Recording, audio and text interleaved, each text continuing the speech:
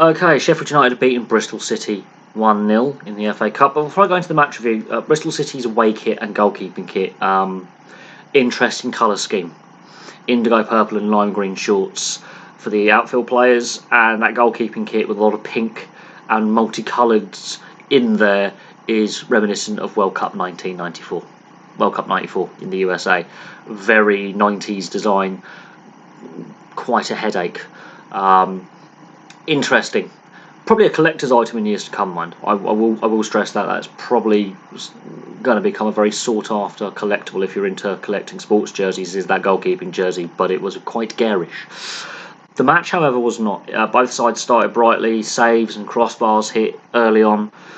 McGoldrick was Sheffield United's best player. It's through his shot in the second half that we get the penalty via the VAR decision. Now, is it a controversial VAR decision? The length of time it takes to do the review and then take the penalty is frustrating. Is it deliberate handball? No, it's not. Is it an accidental handball? It's a glancing blow of his arm that hits the bar. The arm is not in an unnatural position, which is the wording of the rule. But, you know, it's an unfortunate red card for Mawson. But under the current interpretation of the handball rule and with VAR as it is, it's a red card. In years by, we'd play on. And there'll be some Bristol City fans who are not happy with that decision, and some Sheffield United fans who are feeling very fortunate with that decision, and then neutrals can comment below.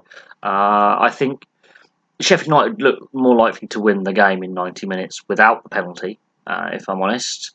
But had that penalty not been given, we are technically now going into extra time as I'm recording this. Yeah. It was a one of those games you felt, if this was a normal season, would go to a replay, which neither side wanted. And I don't think either side really wanted extra time, because even after Bristol City go down to 10 men, they're still trying. They're still trying to play their way. They're having free kicks. They're having chances. And while at periods this game did meander a little bit, you could see the intent from both teams was there, and you can see Sheffield United's problems in the league is that lack of scoring depth up front, and that lack of a striker who can score a goal every game, or a goal every 2 games. Goal scoring is Sheffield United's problem. The other 2/3 of the pitch is brilliant. It's that final third where there are issues, and McGoldrick was their best player. Billy Sharp is a very, very good penalty taker. But they're older players. You need someone a bit younger and a bit more pace and a bit more skill up front, and that's Sheffield United's problem, in a nutshell, is they are lacking that scoring touch up front and that out and out striker who can bang in 20 goals a season. There's your problem. But the build-up play from Sheffield United was very, very good. They play the right way.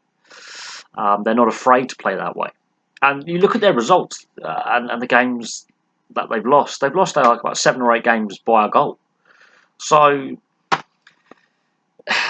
but what's also interesting is every time Sheffield United win a game in the FA Cup, they win the following league games. So the longer the Sheffield United stay in the cup, the better their league form gets. With that. On the Bristol City side of things, this is a team that's trying to chase the playoff places in the Championship. They can now fully focus on that. And they didn't look out of place against a Premier League side. There isn't that much golfing quality between the two. Yes, they had less possession, and yes, they went down to 10 men. But after going down to 10 men, they were still willing to try and get that equaliser and get back into the game, which is a good sign if you're a Bristol City fan going forward. The fact that Sheffield United had more possession and more chances created is, I think, a fair reflection on the game. Bristol City still gave it a go, and that, I think, is important. Last night's game between West Ham and Man United was 2 teams going through a midweek cup game, going through the motions, and it lacked energy and intensity.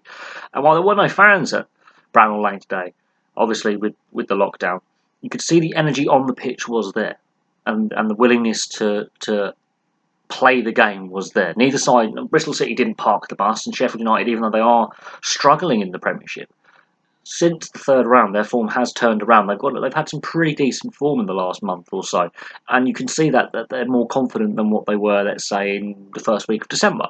The last 2 months, Sheffield United have started to turn their season around. They're still in the bottom 3, and they look very likely to get relegated.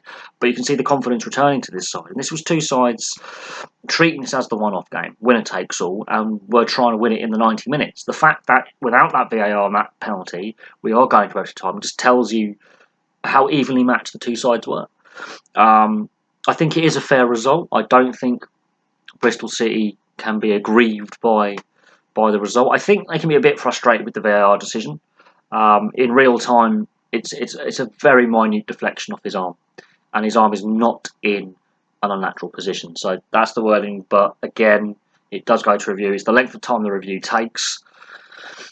The VAR review starts on 60-61 minutes. The penalty's taken on 64-65 minutes. So it's a good 4-minute review, and they only use the one angle. They don't use multiple angles, they use one. And that's where I have a bit of a head scratcher, that we, the television audience at home, only get to see the one angle. Now, I know the referees get to see multiple.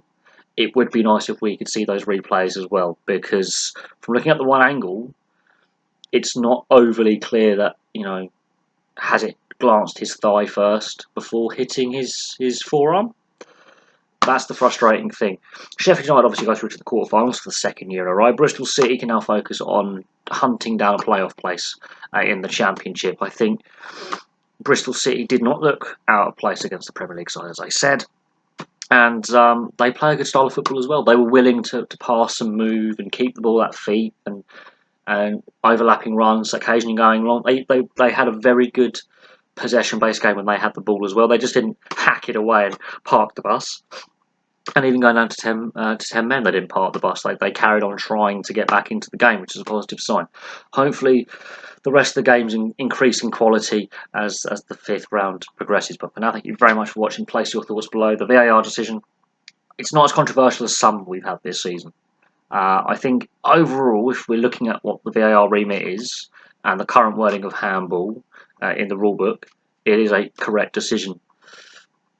Whether we like it or not is another thing, and whether VAR is doing things right at the moment, that's another debating point. But for now, thank you very much for watching, and I'll have some more videos for you very, very soon.